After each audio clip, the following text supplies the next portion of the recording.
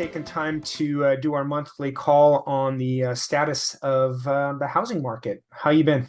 I've been good, man. How you doing? Awesome. I'm really excited about ch going through some of the changes from the last time we did this about 45 days ago. Definitely fluid. The market is definitely fluid right now. Not anything that was unexpected. I think pushing to 7% is, maybe a little more than we might have predicted. So I know that we were going over some stats and you wanted to start with months of supply. So I'm going to share my screen with you. So just Yeah. real quick, so everybody understands, we can pull this down to a zip code if somebody really wants to either, see the information for buying or listing a property. They can give you a call and you can get this information down to a zip code, a city, or a Yep. county. We just pulled South Bay area and Palos Verdes Peninsula Association. So why don't you kind of go over this, why you feel this is a good metric and what it shows? Well, I kind of feel like a broken record because I keep saying, people look at the numbers. And in the last segment that we did, I talked about Chicken Little. Well, Mhm. he's still out there and he's still pulling his feathers out. The numbers don't lie. Okay. So if you look at, December of 2021, you had zero point 0.9 months of inventory. And what that means when we talk months of inventory is the supply, right? So a typical balanced market is about 6 months supply. We've been down to below 1 month. And actually, right now, I think we're still below 3 months. So Yep. that's solidly in the seller's market. You start getting over, 7 months of inventory, then we're sort of in, buyer's market territory. So, I think that everybody needs to understand that, yes, there's limited inventory, and yes, the market is changing, but it's not changing so dramatically as to shift from a seller's to a buyer's market. So I think the next one, I like this one a lot. Days on the market. I'm going to move to this one real quick, and you can kind of see how things have changed. This is median. This means that half of these homes in either one of these associations sells and gets under contract quicker than that, and the other half is longer than that. But it's pretty amazing. If you only have on median a house on the market for 8 days, that means you've had one broker's open and maybe one open house, If, which is if, insane. You think if you about it. even have it. Yeah. Well, I know a So, house right here in my neighborhood within the last 30 days. This house went on the market and was sold in 3 days.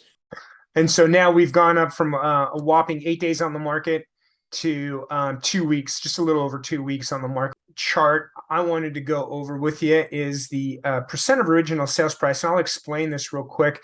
This is where they take the original sales price, and again, this is median, not the average. They take the original listed price and compare it to the sales price at closing.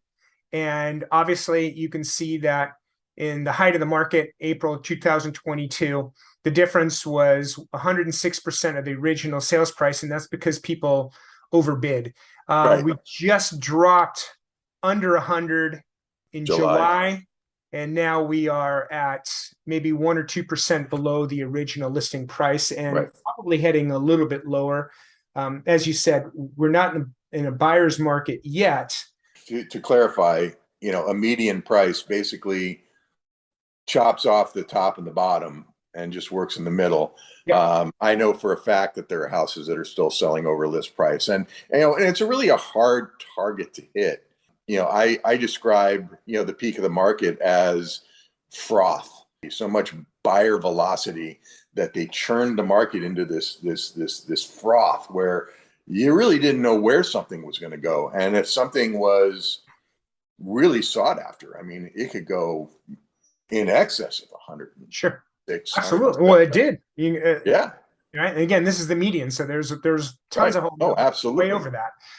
I think we're a couple of months out of really understanding where the market is, because even though we're at 99%, I think there's still a little bit of settling that needs to occur before we have a true understanding of where the market range is.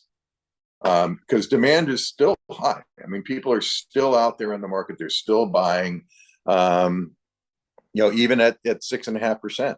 And something that, I've said recently is that, I've had a lot of buyers on the fence, and I say all the time, this is what you've been waiting for. But it's like now it's well but the interest. And there's that expression that people say that is either well received or it isn't, where you marry the house and you date the mortgage. You did tell me yesterday that, Fannie Mae is predicting that interest will be at about 4.5% next year. Look, I mean, that's just a strategy, because if you do need to buy something, then you need to figure out how to buy it, right? And if you get stuck with a 6.5% or a 7% mortgage, you're not married to it. We're not going to be at giant numbers forever. Well, I think that's a good point to end on. It's like everybody, like you, as you said, people have been waiting and complaining about multiple offers, hundreds of people at an open house, cash offers, way overbid. I think this winter season, November, December, January, February, the holiday seasons, going to be a lot less buyers out there, and the sellers who are selling are going to be very serious. And I think maybe that's the point to leave this on is don't wait too long. No. All right, brother. Cool. Well, let's call this a wrap, and we'll talk soon. And in the meantime, if any of your clients need to contact you or me, I'll put the information right below us so that they can reach out to us. All right. Absolutely. Thanks. We'll talk soon. Have a good one. Thanks.